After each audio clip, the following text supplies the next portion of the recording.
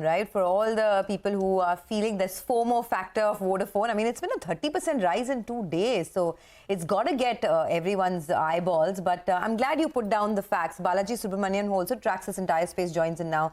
Balaji, first explain to us what is the rationale behind this big move that we've seen in the last 2 days, and what's your own prognosis? Happy New Year all, and thanks for having me on the show. As you would have seen, there are media articles which talk about Starlink potentially making an investment in Vodafone Idea, which is seen as some sort of a magic bullet which can result in the company's problems going away. But on this, I would also concur with Sanjay, who just mentioned how difficult it would be for anyone to assume Vodafone Idea's liabilities. So my sense is that one can't rule out the possibility of the promoters putting in equity at some point in time, now that the company has got government support. But the big thing is, who is willing to cut a large check, a check large enough, because we all know that there is this moratorium on spectrum payments and AGR payments till late 2025. But once we reach that point, the government also has got an option to convert the principal during the moratorium into equity, which means that whoever enters the stock right now sees a significant dilution potentially.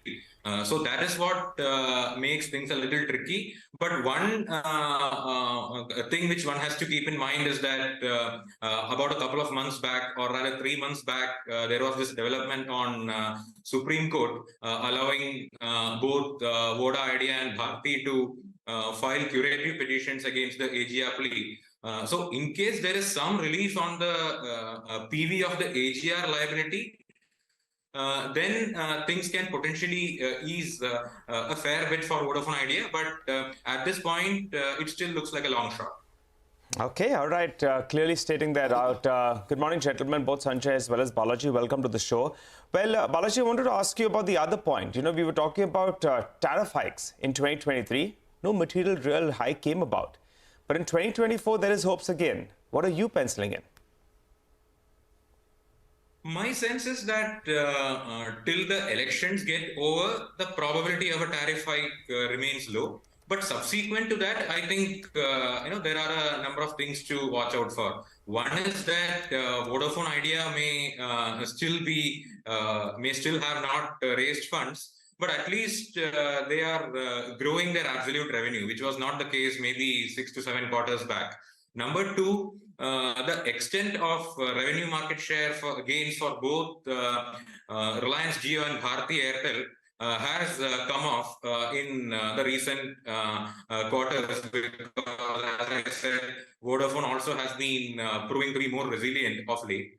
And thirdly, I think at some point in time, Jio Jio platforms will have to come out with its IPO, and before that, probably they would like to show better cash flows and return ratios, considering they are on the cusp of spending nearly $25 billion on 5G in the last 1.5 years.